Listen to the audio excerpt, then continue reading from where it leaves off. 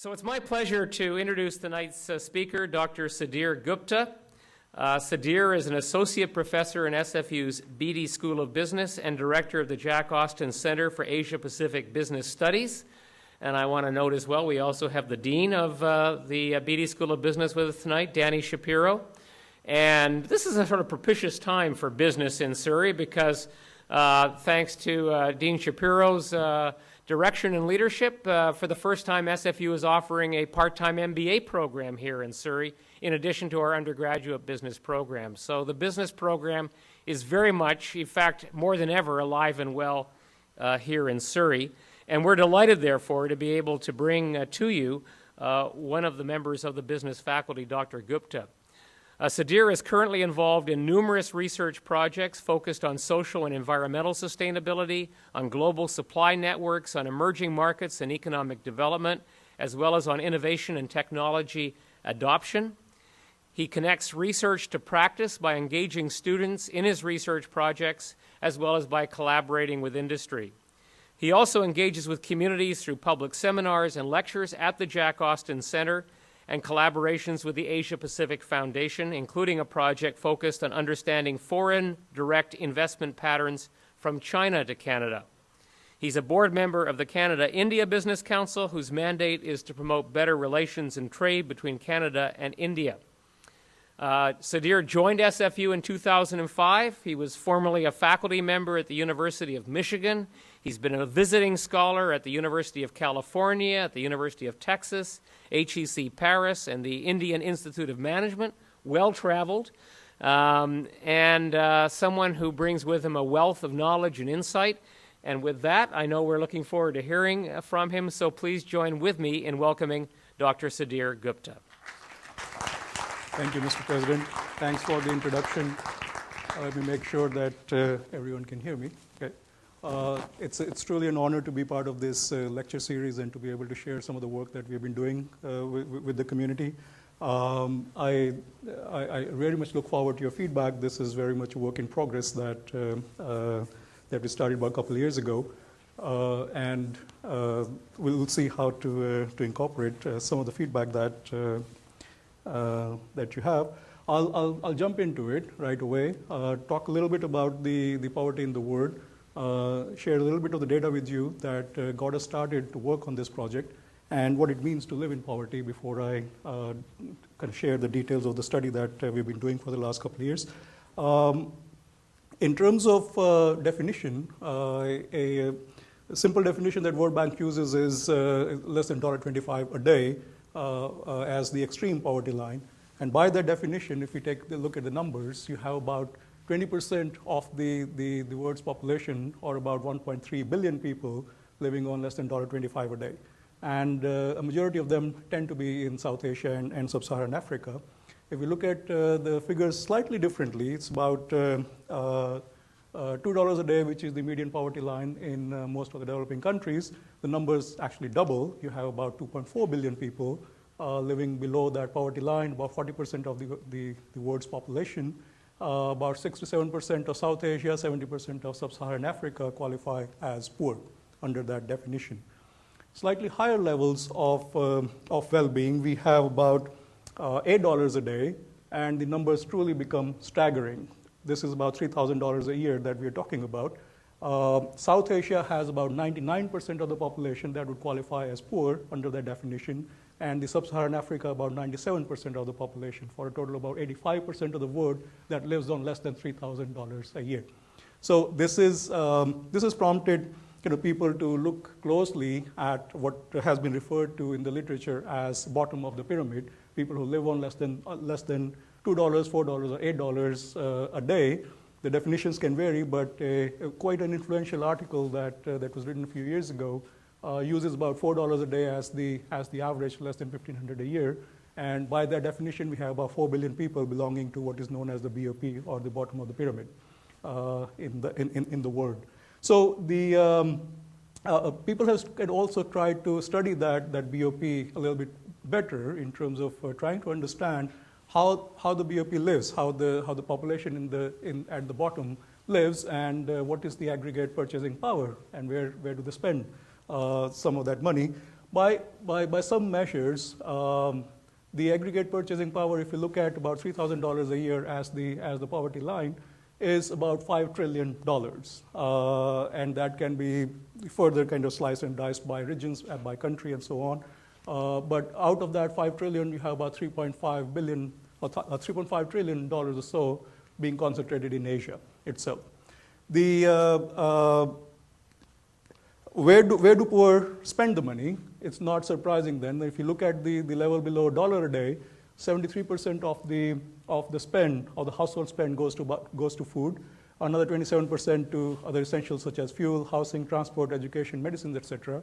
And as the incomes rise, the discretionary spend on consumer goods, communication, entertainment increases, and the relative spend on food goes down.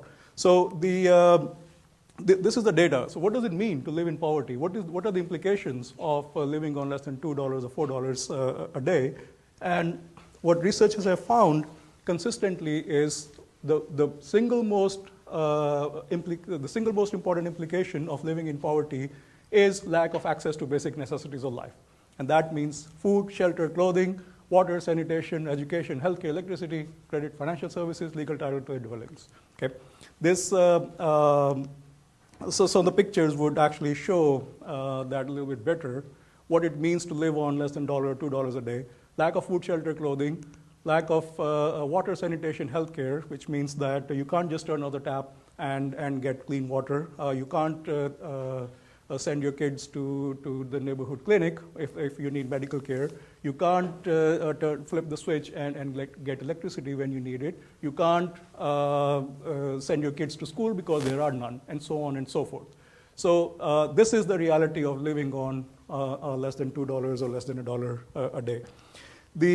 And I'm not being sensationalistic by using those pictures. This is backed up by data that World Bank shares. In a recent report, it was kind of found that you have about 26% of the poor lacking, about 26% of the poor have access to water, the rest of the population does not, compared to about 56% of the non-poor who have access to water. Same with sanitation, about 20% of the poor have access to sanitary facilities versus 61% of the non-poor, and about 49% electricity versus 87% non-poor. So the lack of access is a big problem that needs to be resolved in multiple ways. The second implication of being poor is dependence on informal livelihoods, that most of the poor lack steady incomes, lack steady jobs, and tend to rely on informal economy. That means that they have unequal access to information, they have unequal access to markets, and tend to be uniquely vulnerable to any of the natural destruction of resources that happens. The third implication is very interesting, that what is referred to as BOP penalty, or essentially penalty for being poor, that poor tend to pay more for most of the basic goods and services than the rich people. And this was confirmed by a study that, again, a few years ago was very popular. The BOP penalty, this study defined as follows, that they looked at two of the neighborhoods in Mumbai, in India. The Harvey is one of the biggest slums in Mumbai, and Warden Road is probably one of the more upscale-ish areas in Mumbai. If you look at the access to basic goods and services and how much poor pay versus how much the rich pay, it is staggering. That rice can be about 1.2 times as much. Medication can be 10 times as much. Drinking water can be about 37 times as much, and access to credit can be 53 times as much as the rich people pay. And these communities are less than 15 kilometers away from each other. So that's the background. This is the reality of poverty in India, which led us to pose a simple question: can business help? If not eradicate poverty, at least alleviate poverty to some extent. And if yes, how? So with that research question, essentially we went out, looked for partners, and for this study we partnered with Infosys. This was essentially President Petter's initiative. About a couple of years ago, the president led a team of SFU personnel as this was part of the BC Premier's Jobs and Trade mission to India. the team met with dozens of educational institutes, private companies, non-private companies, and so on and so forth. Infosys was one of them. Infosys is, as many of you know, one of the biggest global IT services company based in Bangalore, about $35 billion in revenue, 150,000 people that they employ, and very, very interested in finding what this research can bring to the community. Our principal collaborator on this has been Dr. Jay Ganesh, who is with the Infosys Labs. But we also leveraged a very innovative internship program that Infosys has. This is called InStep. InStep program gets about 100 or 150 students from all over the world, different universities, and they hook them up with mentors from Infosys as well as the faculty from affiliated universities, and SFU is part of that program that Infosys has. And this has been a big, big help in getting the data, getting access to all the organizations that we work with. Without that, we wouldn't have probably been able to do that. I'm sure, I guess one of the interns who worked on this is probably here. I'll maybe see later. In addition, we also leveraged academic and industry partnerships that Infosys has with other universities, and that includes, for example, the Global Executive MBA program at Georgetown and ISADE, which is a joint program, and we have had about a dozen interns as well as students work on this project over the last couple of years. Okay.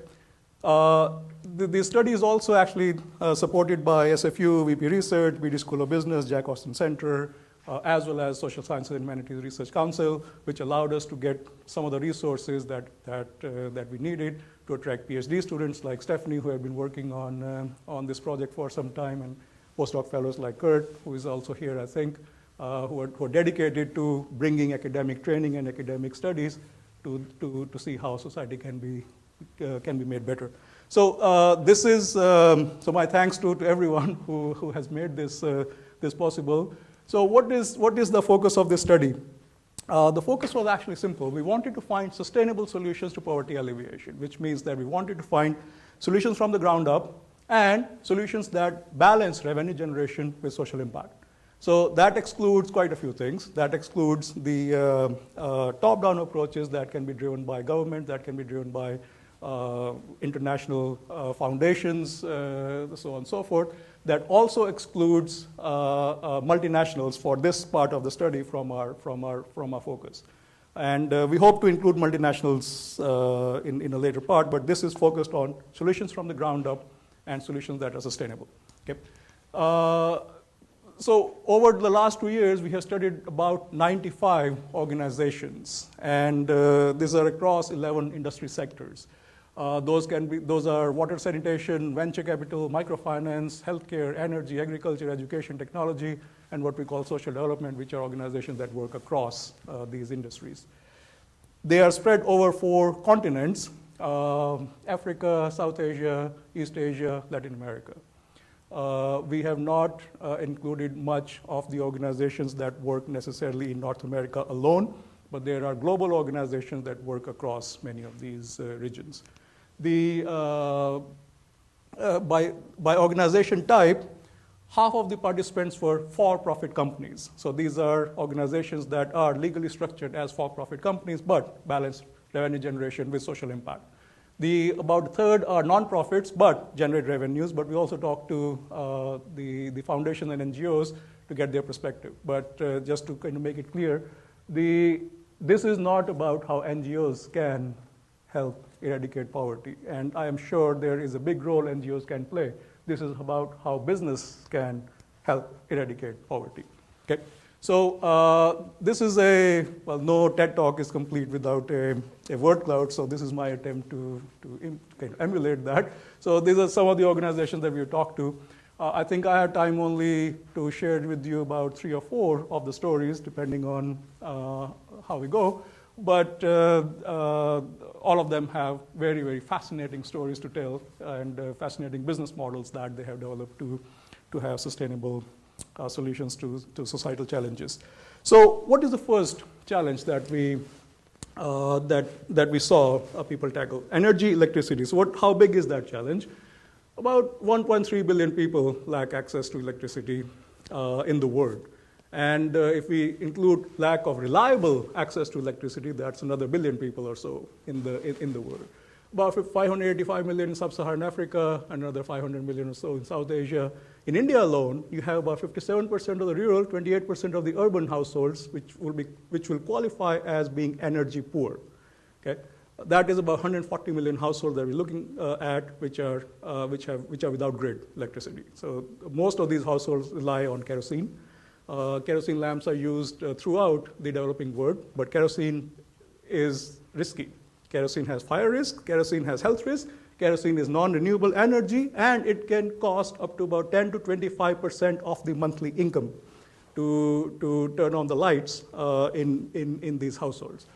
A related issue there is indoor cooking, which about more than 2 billion people in the world use biomass cooking, and other smoky fumes that are used for indoor cooking, which is labeled by WHO as the top 10 global killers in the world.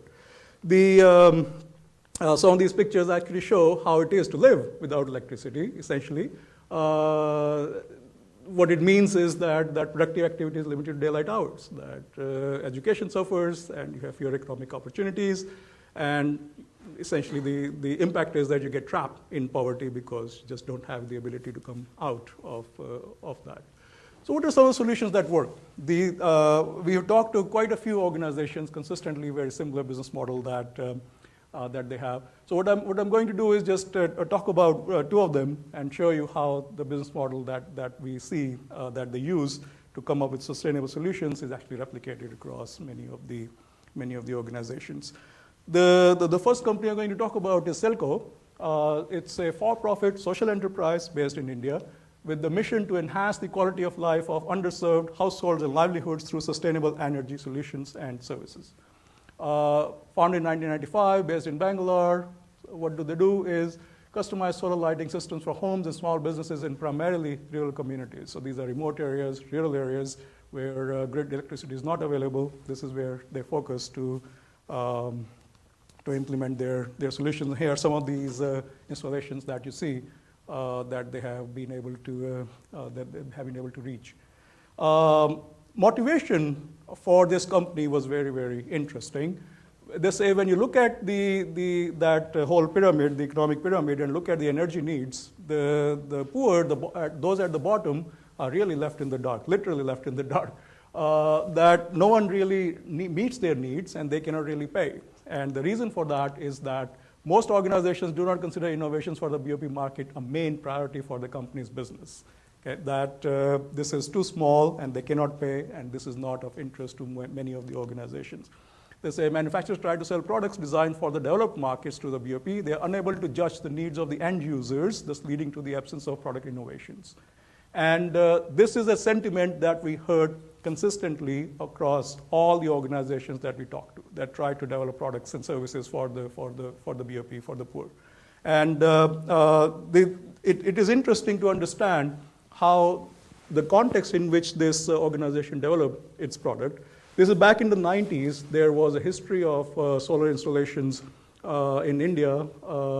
Most of them failed because these were driven by governments who lacked understanding of the context. There was no ownership. There was no accountability in terms of maintaining the equipment, which led to a perception among people that solar doesn't work, that solar technology is a failure.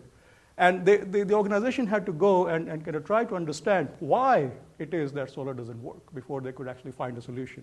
What they found was that there's really a lack of understanding of user needs and the environment in which people use electricity in many of these developing contexts. In addition, there was lack of institutions and infrastructure. That there is no market research organization that you can tap to understand what people want and what their needs are. There is no venture capital available that you can tap to get the funds that you need to produce and to scale. There is no distribution network that you can tap that you can get the lights that you can use to distribute the lights to the people. So all of these limitations lead to there being no innovation at all, and there being lack of access to electricity in all of these markets. So in addition, of course, there is lack of customers' ability to pay, which is a big constraint, which prevents most of the organizations from trying to meet the needs of that market to begin with. So what they came up with is, so I'll try and present that solution in about 6 steps, and we'll show you how that 6 steps are pretty much replicated across all of them. First, they need to understand the needs and the context before they can even try to develop any kind of solution for the market. So the founder actually lived without electricity for a year in Sri Lanka and India. He grew up in India, but said, I really need to know how the poor live before I can develop a solution for that market. And then he spent time in the field to understand why the solar doesn't work, what are the barriers to implementation, what are the barriers to installation and use, and so on and so forth, and then they work to develop a solution. Second, that solution that you develop has to be appropriate for the context. So in this example, they used existing proven technology, off-the-shelf technology, and used that technology to adapt to the needs of the poor. So essentially, this is a modular system based on about 16 components, and most of those are fairly straightforward: solar panels, inverter, battery, lamps, etc. And they can be used to customize to the different needs of the poor households. What we have heard is that developing the solution is about 10% of the solution. You have to actually develop the ecosystem around the solution before you have any chance the solution will get to the hands of the people that are really going to need it. So the way Selco went about developing the ecosystem is that they partnered with a lot of manufacturers who produced all of the components to the exact needs of the market. They also had an extensive branch network for demonstration, sales, installation, repairs, maintenance. And given the context, they realized that we really absolutely need that network of branches close to the consumers because consumers lack trust in the technology. So they need to not only just sell the lamps, they need to actually make sure that the lamps are customized, the lamps are installed, the lamps are maintained. In addition to all of that, they actually used local individuals as employees because those individuals had the access to the community, they were trusted by the community, and they could speak to the community. They also developed local entrepreneurs around that solution. So for example, people who would be renting out batteries at night and then charging them during the day, making a business that way. So next challenge that they had to overcome, as I have talked about earlier, is the ability to pay. The systems are costly. They cost about 5,000 to 20,000 rupees, which is about $100 to $400. So people living on less than $60 to $100 a month, that's a lot of money. So they needed to find a solution to overcome that challenge before they could have a chance of that working. So what they did was very, very interesting, which was not done before ever in the solar lighting market. They partnered with banks. And they convinced the banks to lend to the consumers who had no collateral. Many of those don't even have an address, let alone a collateral. But they convinced the banks that they need to lend the money for solar only. And they would stand behind that commitment, and they would show that consumers can actually pay that loan back. And they also lobbied the governments for solar loan portfolios that allowed the banks to access money from different sources that they could then use to lend money out for installation of the solar systems in homes. Then they had to convince the consumers that it is worth their while. So what they did was that they identified the savings for the consumers, that you can reduce the use of kerosene, which is a big part of the expense, the healthcare costs, and you have expanded capabilities for economic activities. That is longer working hours, new business opportunities, higher productivity, all of those that you could use to essentially pay back the loan that would make the solar affordable for these people. So having overcome that, the next challenge was they still needed to build trust, reach, awareness among the people that they were trying to sell the community. So essentially they built a doorstep presence with having the extensive branch network where they could send out the technicians on an as-needed basis to the homes, local people, customized solutions. And one of the biggest things they also did was partnered with the local NGOs. And one of their biggest partners has been SEWA, which I think many people probably know in this room. It stands for Self-Employed Women's Association. SEWA is one of the biggest NGOs that is very well respected in India. And that gave them a lot of credibility that the products are actually worth the while. And they partnered with religious organizations like churches and temples to get the word out and get the community's buy-in to get the solution adopted. Yep. Final step is to balance social and financial objectives. That they wanted to do it as a for-profit, but they had a very clear social mission in mind. And they made sure that that balance is achieved by having people that what they call follow the Selco way, which means that people who come into the organization having a very clear social objective in mind, but they balance that with private sector approaches, that they wanted to do it sustainably, so they say we will adopt all of the private sector approaches, efficiency, accountability, transparency, customer focus, to make sure that we can generate enough money to sustain ourselves in the future. And I think this code pretty much captures that mindset there. So still the mindset that really comes out here is one of saying, listen, that social objective is prime. We need to make money. We need to make the organization sustainable. But we should never forget that what we really set up for is to address that social need. Yep. And that's how they work. And that's how they've been working for the last 20 years or so. So the final thing that in terms of balancing social and financial objective is that they prioritize what we can refer to as patient capital over venture capital. So their investors are all nonprofit foundations who give them the money, but then they expect returns over a long period of time. So they're not pushing them for fast growth. They're not pushing them for high returns in a short period of time. And I'm going to skip this video. So what is the impact that this company has had? So far, they have sold about 150,000 solar systems. They expect to reach about 300,000 to 500,000 over the next 3 to 5 years.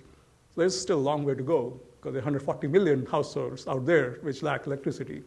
For the people who have had the benefit of the solar systems from Selco, improved productivity, new income generation, higher quality of life, all those are clear. However, we think that their indirect impact has been much greater than the direct impact that we see. And that indirect impact is as follows, that they created awareness and faith in solar. And that awareness and faith was necessary before other people would come in and find solutions in that context. They also spurred financial innovation, that they allowed the banks to lend for solar systems, which was used by many, many later entrepreneurs as well, as a way to get around the affordability issue. They mentored other social entrepreneurs. They have been very, very open about sharing their business model, sharing their learning, and so on, with anyone who cares to replicate their model. Solutions for related social challenges, like they had a Light for Education program where the child goes to the school and brings the charged lamp back, and that's essentially what they're saying. The child empowers the home by going to school, which was a very, very effective way for them to get a lot of people, in fact, committed to sending their children to school. And overall, we think what they contributed in terms of the biggest impact was a foundation for future entrepreneurial solutions who could scale that to a larger, in a larger way. And one of the organizations that did do that scaling much more rapidly and maybe a little bit more effectively in terms of numbers is Delight.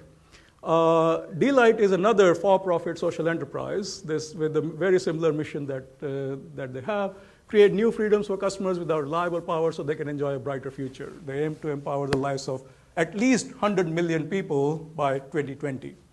So this is an organization that was founded in 2007, so very aggressive goals. It's based in San Francisco.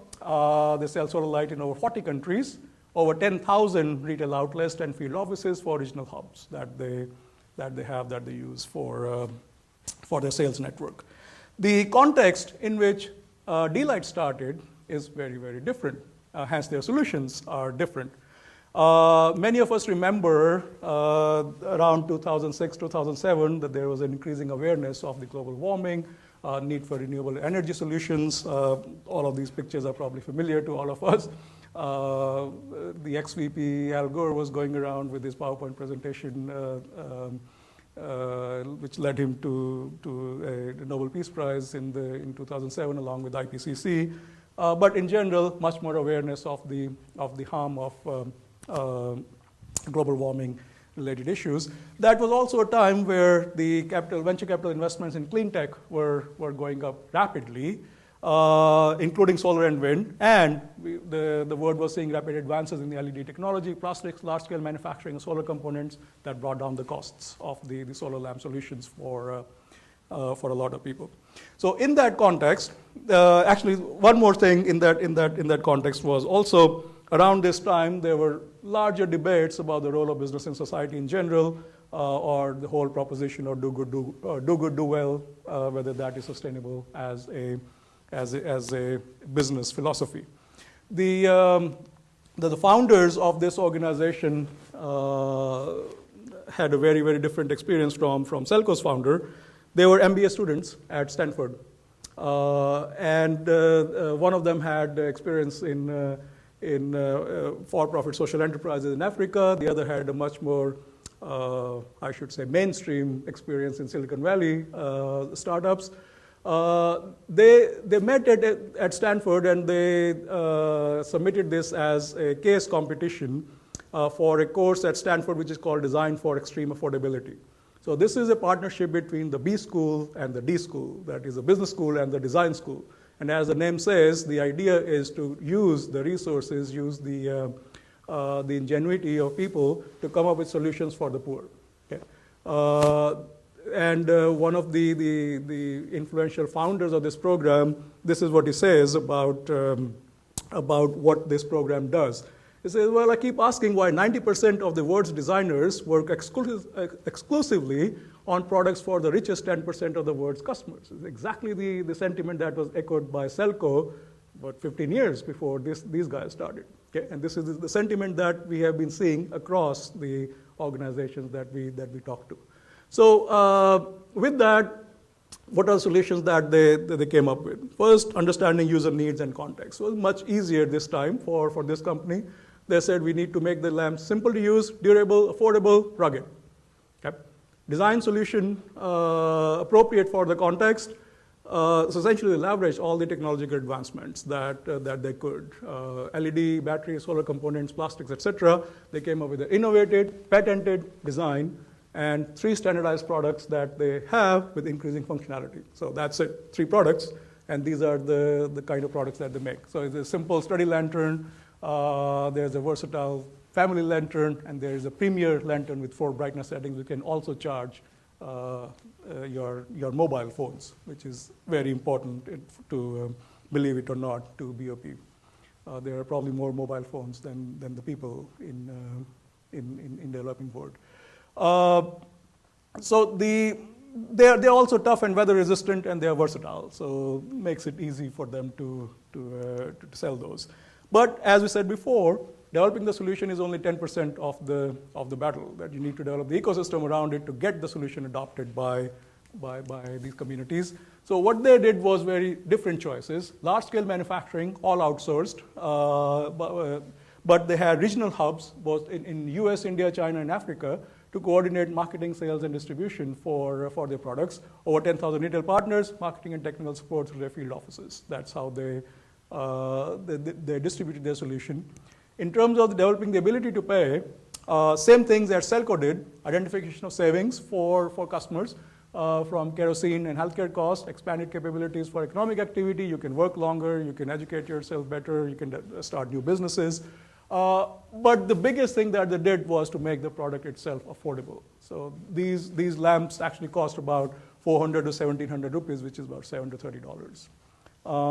They reckon that most of the people who actually are convinced about the savings aspect, they can spend that much money. But they are also experimenting with Selco-like approaches, which means partnering with banks to lend for solar loans in that context. The fifth part, building trust and reach, as awareness at this time was not really that big an issue for them, was the biggest challenge. Because they lacked local presence, because they lacked the access to communities, they found it tough to build trust and reach.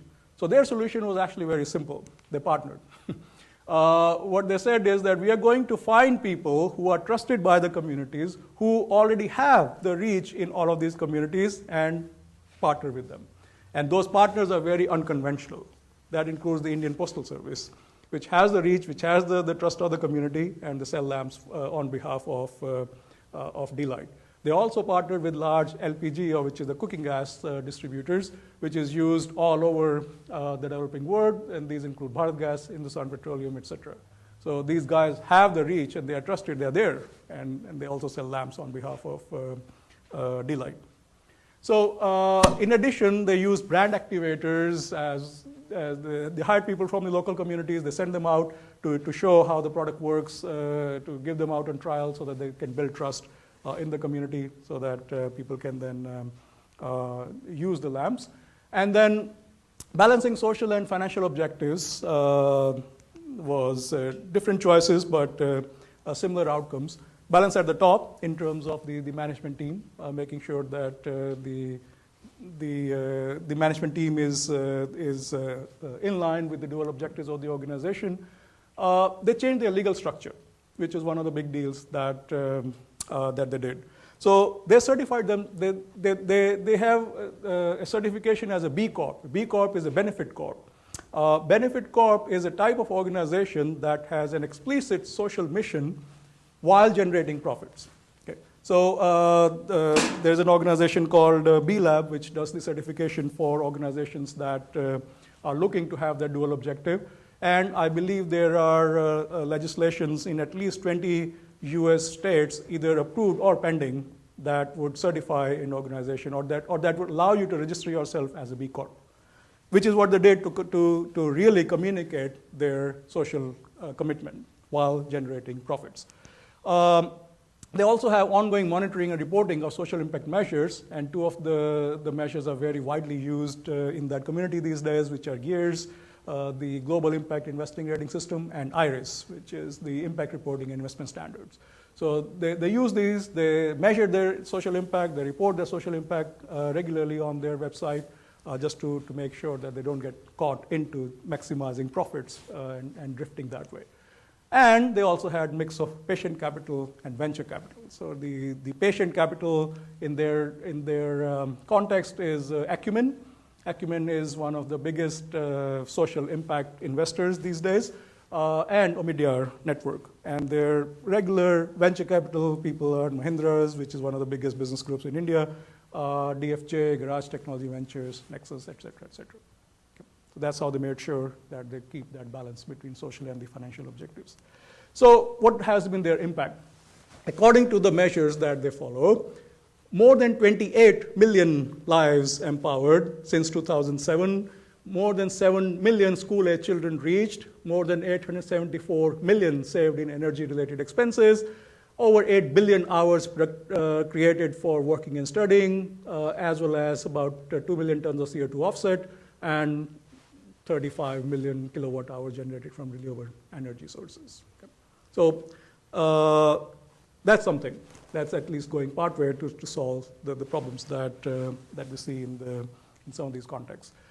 So I'm going to move on to a second challenge, which is clean water and sanitation, and show you maybe one more solution or one more story that we have discovered, and that in terms of the challenge for sanitation and clean water, the water scarcity in the world is a serious challenge. What you see here are the orange areas where scarcity of water is conditional on economic issues, but there are also areas which are shown in the darker orange here, which are conditional on geographic circumstances. So in effect, you have about 25% of the population that rely on contaminated water because the clean water is just not available. You have about 3.75 million people, more than 50% of those children, die every year because of waterborne diseases, and about 40 million hours per year just in Africa itself carrying water back and forth from different water sources. Those water sources that many of these communities rely on tend to be the local ponds and wells and rivers. And those sources are occasionally used for washing clothes, dishes, as well as drinking sources. Okay? And the potential for waterborne diseases becomes a huge deal. Primarily, most of the households the responsibility for fetching water falls on women. And that limits gender equality, that limits opportunities for women to improve their economic opportunities through education, through other sources. On average, estimates indicate that women can spend up to 6 hours per day just fetching water from many of these sources. So what are some of the solutions that work? One of the solutions that we found is water health. This is an organization with the mission to provide scalable, safe, affordable water solutions to underserved populations. This is also a for-profit social enterprise. They are based in Ghana, but they have offices and sales in India, Bangladesh, Philippines, and also expanding in Liberia and Nigeria. Their target market is low-income customers, $2 to $5 a day, most of them rural. Okay. Solution that they came up with is again, following the same model that we have been talking about, understanding user needs and context, design solutions appropriate for the context. And in fact, the start of this company was from an innovative ultraviolet technology for purifying water that was developed at the Lawrence Berkeley National Labs in California. So the founders first tried to sell that as a solution, and then they realized that, again, coming up with a solution is not a solution at all. You really need to reconceptualize that as a need, as a solution to fulfill a need, and then put all of the infrastructure around it before you can actually get the solution adopted. So that's what they did. They really then reconfigured their business model and say, okay, we really need to provide a need. They really need to provide a solution for the need, and then put the infrastructure that we need to have. They incorporated that UV technology into what they call a 7-stage purification process that takes the water sources in the community, and through filtration, through reverse osmosis, through UV disinfection, et cetera, it outputs water which meets or exceeds the WHO standards for most of the communities that they work in. How do they develop the ecosystem around the product and the need to make this available? It's a very interesting business model, actually. They have a decentralized community water purification centers, which they call water health centers. So these are small to medium-sized centers, which can handle about 21,000 to 65,000 liters per day. They are modular, they are scalable, and they can be fitted to meet the needs of the community. So the target villages have anywhere from 3,000, 10,000 people that they're looking at. They also form public-private partnerships, and this was very, very important for them because they got land concessions from the community. So community essentially lends them or leases them the land for about 10 to 15 years. And community provides the labor, the inputs, and up to about 60% of the cost of putting the water health center in that community. And water health operates them as a build, operate, transfer model. So what they do is they build it using the labor and the inputs from the community, so the community gets ownership right away from the beginning in developing the solution. They operate it, and then at the end of the concession, about 10 to 15 years later, they transfer the center back to the community, and community is free to run whichever way they want to. Okay. Finally, they also hire and train local individuals to involve them as part of that solution. Here is a very quick photo montage of their process. So they can actually build that water health center within 20 days, from site allocation to laying the foundation and so on and so forth, putting that modular structure up, installing the technology. By day 20, it's ready to dispense. That's quick. So this is some of this is how the finished water health center actually looks like in some of the places that they have this as operational. So and some of the happy customers. What they also do is communities that live around can get access to water by just walking to the water health center and buying the water. But they also have local entrepreneurs who can deliver the water to communities far away.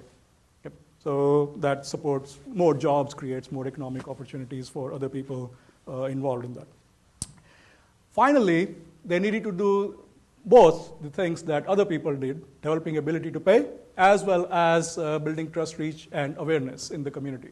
So they handled these together because what they found was a strong resistance to paying for water. Most of these communities expected water to be free. So it's a right. It's the government's job to provide water to us. And they had to overcome that resistance to pay for water if they wanted to have a sustainable solution that they could scale to different locations. So they engaged the communities in extensive awareness, education campaigns, linking essentially safe water to health and to productivity issues. And finally, what they also did was to keep the cost very, very low. So essentially, you get about 20-liter can for 6 rupees, which is way lower than most of the other commercially available solutions in most of the developing countries. So it's about 10 cents for a 20-liter can that they did. Finally, then, to balance the social and the financial objectives, essentially mix of patient and venture capital, their social objective is clear in everything that they do, but they made sure that their patient investors are, again, Acumen, International Finance Corp, USAID, and their venture capital side is Dow Venture, Tata, and they have a recent collaboration with Coke and Diageo to expand their water health centers in Africa. So what is the impact that they have had so far? Over 500 water health centers in 6 countries, expanding to over 1,000 by 2015. 150 delivery service providers. These are new businesses that they created around their water health centers. About 5 million people have access to pure drinking water through their solution, and what they say, about 700 million liters of purified water dispensed annually. Okay, so that's some of their impact. The indirect impact is kind of clear.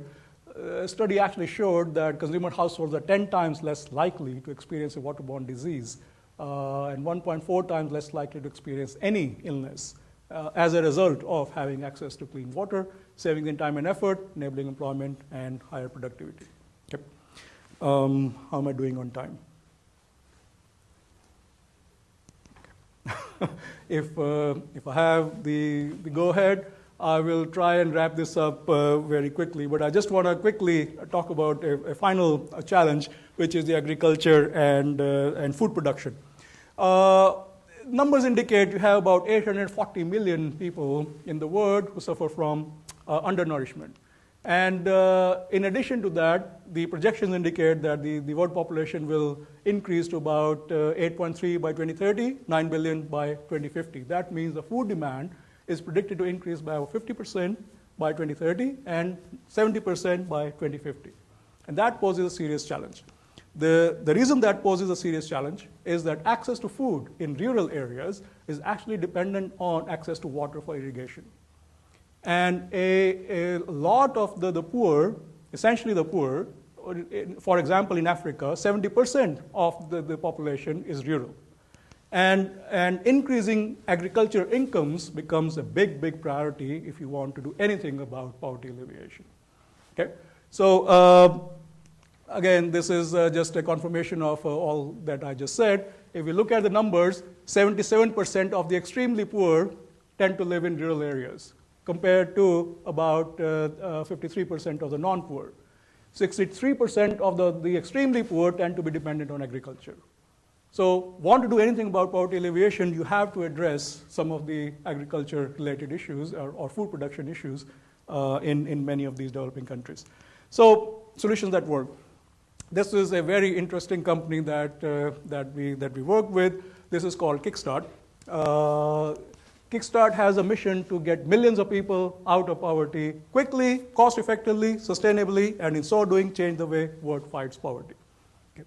So they are actually currently a non-profit, but they generate revenues with the objective that by the time that they develop the market enough, they will become a for-profit, sustainable organization. So they are based in Kenya, Tanzania, Mali, Burkina Faso. What do? Their biggest product is a money maker water pump. So essentially they make these human power tools that help farmers make money. This is a picture of their water pump that they built. The motivation for the founders to do this is very interesting, and I think I'll use that as some of the lessons that we have learned by working on this project. That failure of traditional development based on aid and charity, that both the founders actually worked in international aid organizations and saw that aid alone cannot solve the issues. The issues are too big. At the same time, what they also thought was the private sector lacks incentive to make the initial investments to develop the market. As we have seen, that infrastructures are lacking, markets are lacking, and that initial investment is very, very costly. Hence, most of the private sector doesn't make the investment to do anything about that. And then they saw, well, certain innovations can have these multiplier effects. So they can generate jobs, they can generate economic activity in the community, and hence they can lift people out of poverty much better than many of the other solutions that are based on aid and charity. Finally, what they say is, well, making money is the biggest challenge of any poor person in the world. So our objective is to help people get out of poverty by enabling them with tools that can help them get out of poverty. So the solution that they came up with, I'm going to use their description, what they say is 5-step process to eradicate poverty. And as you will see, that 5-step process is actually very, very similar to all the things that we have been talking about so far. Identify opportunities, design products, establish a supply chain, develop the market, measure and move along. This is all their words, not mine. What do they do? Identify opportunities. They say, well, tools to enable businesses are suited to poor people. We want to start with local solutions, local first, low initial investment, quick payback, use assets poor have in abundance. I don't want tools that save labor. I want tools that use labor and time that poor can use to make money and generate new businesses. So this is an interesting quote that I think captures the way they work. They say, if you plant yourself in the middle of a village in Africa and ask yourself, if this were my town and I was trying to figure out a way to make money and I had an engineer's mind, what would I do? What business would I get into? And what tools or technologies might help me make that business more profitable? And say, this is how we approach. So I want to provide people with those tools and technologies that I would have used myself to make money and get myself out of poverty. Okay. So in terms of designing the products, the local design for local solutions, their design offices or design engineers are all based in Kenya, where they spend considerable amount of time with the communities, and they follow rigorous design criteria. Those criteria include income generating. Anything that they do, any tool that they make has to be income generating. It has to be quick return on investment because poor don't have that much money to buy the tools. So it has to be less than 6 months return on investment. It has to be affordable, energy efficient, portable, easy to install and use, culturally acceptable, and it should be designed for manufacturability so I can actually take it to someone and make it in large quantities. Okay. The next step, establishing a supply chain or the ecosystem around that product or service or the need or the solution that everyone else is doing. So they actually outsource the manufacturing.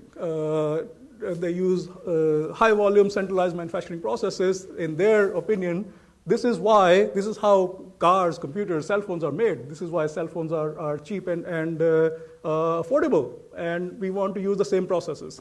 So, but then they recruit local wholesalers, distributors, retailers.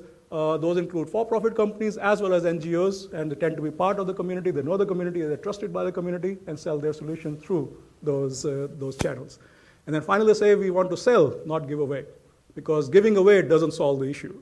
That you need to have involvement from the person, that the person is actually going to use that to generate income, to make money and get out of poverty. So they say profitable supply chain is self-sustaining. So the next step, developing the market, essentially the way they approached it is that you need to build confidence in the products. They say promises made, promises kept.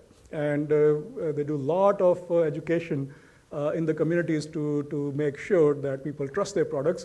They also do demonstrations of products in stores, on farm, and something quite interesting, they have community water pumping competitions to show people this actually works.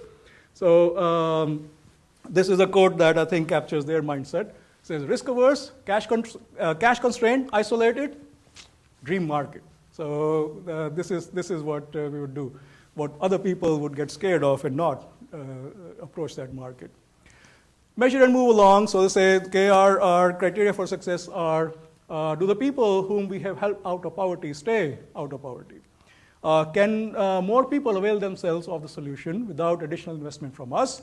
And is Kickstart becoming more self-sufficient as an organization?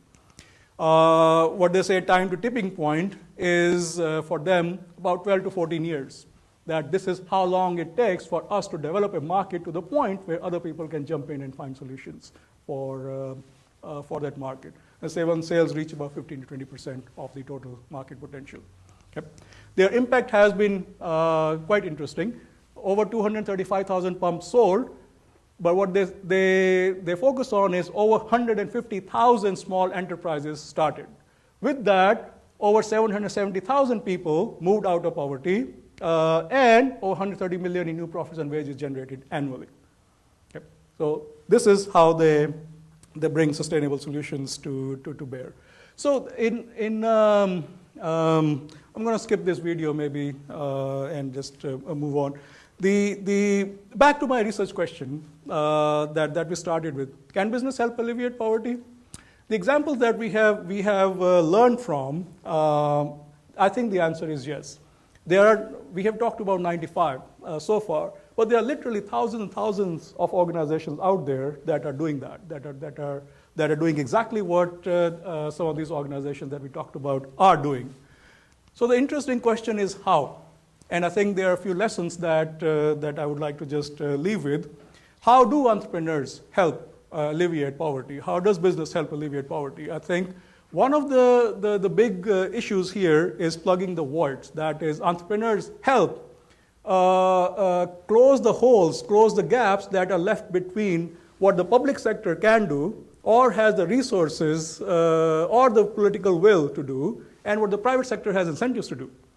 This is where all of the social entrepreneurs come in. This is their job to actually, they find that challenging, they find that stimulating, and they find solutions that would plug those holes. In so doing, they also expand access to basic necessities of life. And that could be food, water, electricity, and so on and so forth. And in expanding access to basic necessities of life, this is essentially contributing to a better quality of life, as we just talked about in the beginning, what the implications of living in poverty are. Third, they also facilitate job creation, capability building through education, training, involvement of communities that can become self-sustaining. Fourth, they do engage the communities from the beginning in coming up with the solution, in delivering the solution, and taking ownership of the solution so that solution becomes sustainable over time. Lastly, but not the least, that they help develop the markets. That they by plugging the voids, by expanding opportunities, by encouraging economic activity, they bring the markets up to a point where other people can jump in, where other entrepreneurs can take advantage of the opportunities that are available that helps expand access to many of these goods and services that poor lack. So very quickly, what are the lessons for business? It's opportunity, not charity. You want to focus on creating opportunity, not giving charity. Second, it's empowerment, not pity. This is not what they're looking for. Third, you need to realize that it is about delivering a need, and that need needs to be delivered in context. So the business opportunity lies in fulfilling that need and creating a solution that fulfills that need and delivered in context. How do you deliver that solution? You have to have cross-sector partnerships and collaboration. That all of these organizations that we talk for, they realize that no one has the resources, no one has the capabilities, no one has the trust, reach, et cetera, to deliver the solution themselves. So that includes non-profits, for-profits, community organizations, and so on and so forth, that you need to involve in cross-sector partnerships to be able to deliver the solution. And finally, it is financial returns and social impact. That mindset of maximizing profits, I guess, needs to change or has changed already. I don't know. But that dual objective is what generates sustainable enterprises. And many of these solutions are examples of those sustainable enterprises. So I'm going to stop here and take any of the questions that you may have.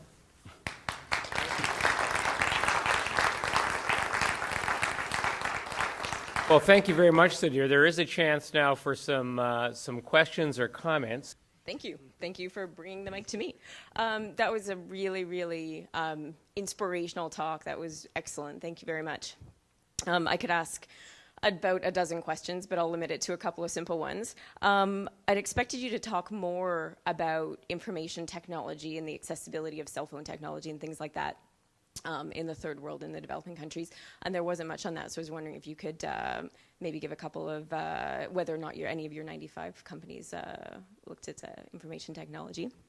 And then second question was also about where do you think microfinance, Grameen Bank, and Kiva and organizations like that fit into these type of business models that you're researching?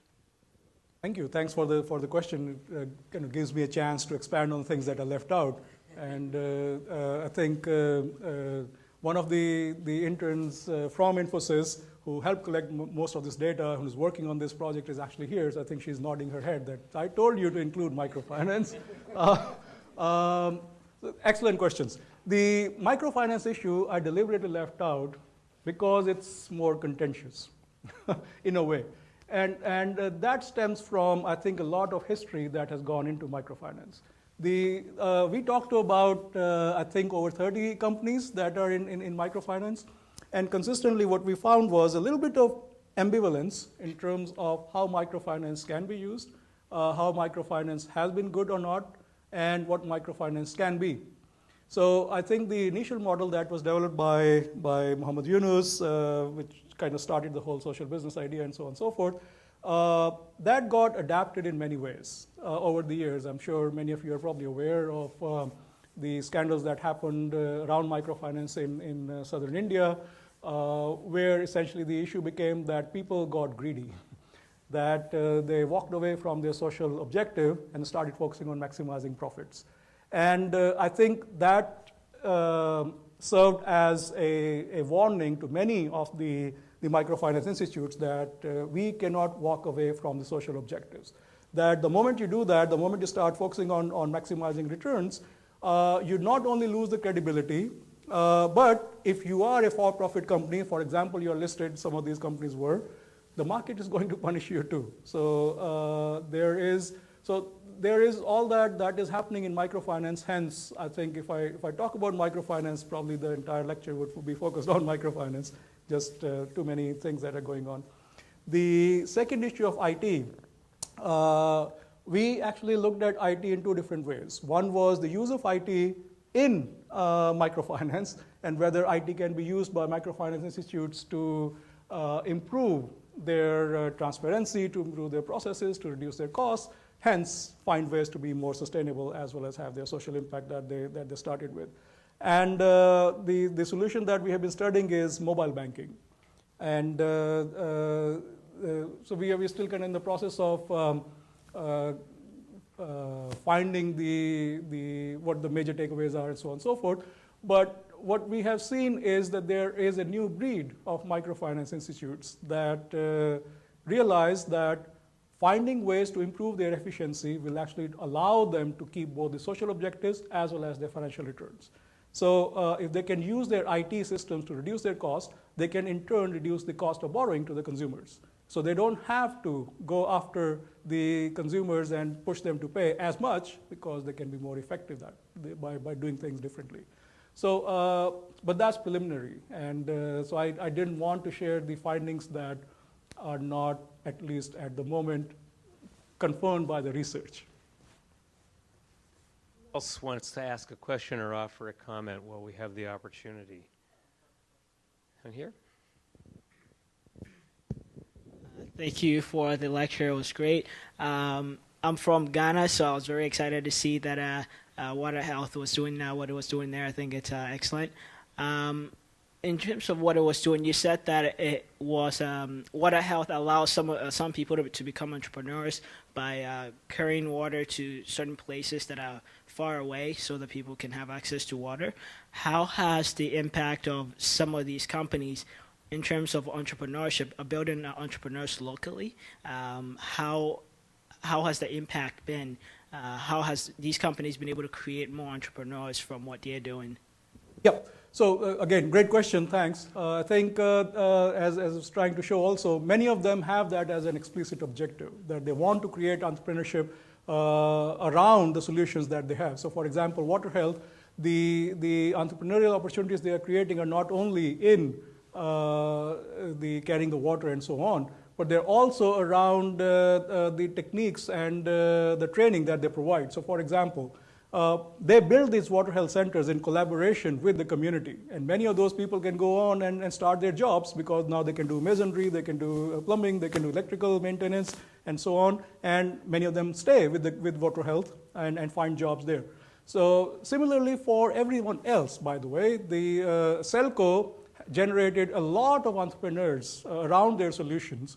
One of the most talked about of the entrepreneurial opportunities that Selco generated is a guy who rents out batteries. So he has over 100 vegetable vendors on the streets of Bangalore who are his customers. So he charges the batteries during the day. At 4 o'clock, he starts his round. He goes around. He rents the battery for 15 rupees a night, which the vegetable vendors are very happy to pay because they can work longer, they can generate more income, and it's a win-win for all of them. So in terms of numbers, I don't have specific numbers because I'm not sure they themselves understand how much of the multiplier effects they have had by creating entrepreneurial opportunities, but all of them do that. All of them have their, one of the primary objectives being generating entrepreneurial opportunities around the solution that they are having.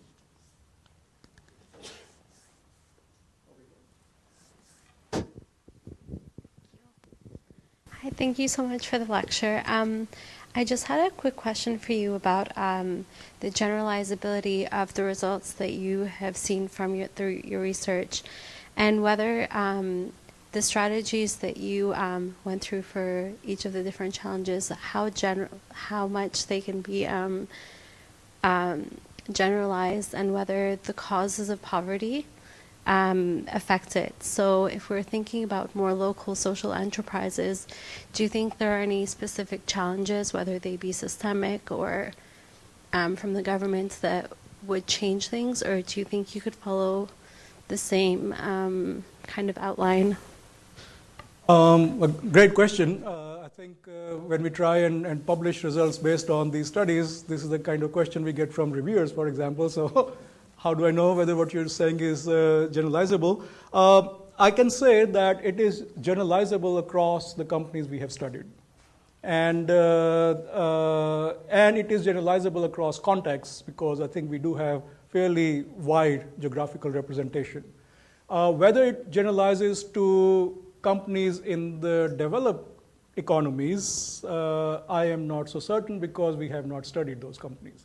So I think there is quite a bit of learning for us to do there, whether these solutions can be adapted to poverty reduction efforts, such as in Surrey and around.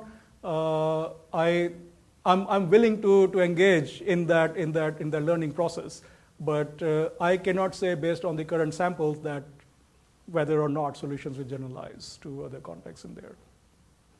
Just say that the Beatty School of Business has, in addition to doing this kind of great research, recently initiated a social innovation center for students here in Vancouver called Radius, Radical Ideas Useful for Society. So perhaps some of the results from that initiative will help inform how generalizable some of these findings are, along with other social innovation and entrepreneurship that's going on. Over here. Hi, thank you. Relating to what she said about, is there a general framework that works? Have you done case studies in terms of finding how that the actual entrepreneur, how their frame, the way they think in terms of their vision, I guess, how does the individual role play in generating a successful project or a successful business enterprise? So whether we have studied how entrepreneurs approach the solution, or are you seeing a general trend, or is it all a model? Is it like if you follow a specific model, then you're going to create success, or is there something unique in terms of each of these projects and each of these entrepreneurs specifically? Well, what we're trying to do is we're trying to find the common process that all of these entrepreneurs engage in to bring the solutions to sustainability. But different entrepreneurs, as also I think I tried to show with the two examples of Selco versus Delight, different entrepreneurs approach is very differently because the context in which they start is different, because their own experiences are different, and whatever works in terms of bringing that solution to the market to scale, they will do. But I think what is common across all of the entrepreneurs is that passion, that they see these as challenges to be solved. They see that, in fact, one of the videos that I skipped, if you were to listen to the person who started Selco, he says, you want challenge, you come here. So this is, you're spoiled for challenges. So I think that's the common pattern that we have seen, that they see these as challenges, then they go out and say, okay, what do I need to do to solve that challenge? I am not really faced by there being lack of institutions, but there being lack of money, there being lack of support, lack of understanding, and so on and so forth. I can put all that in place. So while we have not done systematic case studies to explore that further, I think that is probably the commonality across all of the entrepreneurs that we have studied. Take two more questions or comments before we have a chance to converse over some coffee and cookies. I like how you mentioned how the companies must be for profit in order to be sustainable. I like the idea of how Selco used solar loans in order to generate that revenue. But I find it hard to believe that all these companies are able, I find like a huge limitation, a huge problem for these companies is generating revenue. For example, Water Health, I didn't really understand how they were able to generate revenue. They're creating these centers and they're teaching people about the importance to buy the water, and they keep the costs low. But are they able to keep costs to generate the money needed? Like I found out that's a huge problem across some of these for-profits. For Water Health, they actually sell water. They don't give it away. So that's how they generate revenue. So they sell water for about 6 cents per 20-liter can. Sorry? Can the people afford it? Oh yeah. That's the evidence is that they can. So, but they needed to engage the community in the education process before people will say that yes, I will find the money because it's worthwhile for me to do that. But this is how exactly all of the entrepreneurs are working. That they say that it is not necessarily just the lack of money and lack of affordability that is the issue. It is finding a way to connect the people to the solution and say that, yes, if there is a way that you see value in it, they will pay for it. And this is so for electricity, it is so for water. In fact, many of them use cell phones as an example, coming back to what was said earlier, that they say, well, look at cell phones. That you would think that who would pay 400 or 500 rupees or more, we're not even talking about iPhones and so on, to buy a cell phone when you don't have enough money to feed your family. But apparently, most people think that cell phone is a very valuable tool for them to have. They can use it to generate more income, hence they pay for cell phones. And that has become, I think, for many of these people, it has become the gold standard. Say, okay, if we can find what motivates people to buy cell phone, maybe I can try to do the same with the service that I'm trying to provide. Same for water, same for electricity, same for the pump, for example, that they're selling, and many other solutions that people are coming up with. But in general, I agree, it is a challenge. But you have to, that's why I try to show that you have to find a way to connect value so that people are actually willing to pay. I want to say this has been a really special lecture for me because Sudheer started off saying that the idea for some of this research came about at during a mission that I participated in, and Dean Shapiro and Sudheer were on in India. I didn't realize that on that mission you were actually laying the groundwork for this research, so it's great to hear it and see what's come out of that. The other thing is we spent a lot of time during that trip discussing what it meant to be a social entrepreneur or social innovation, and the Dean tried to explain it to me. He did a good job, but you did a much better job tonight. And so on behalf of all of us, I really want to thank you for sharing your research, your insight. I think it's been very illuminating and encouraging to know that there is work going on and research going on at Simon Fraser to shine a light, even if it's not a solar light, on efforts to use business knowledge to address social problems. So please join with me in thanking Sudheer Gupta for a great lecture. Thank you. Thanks.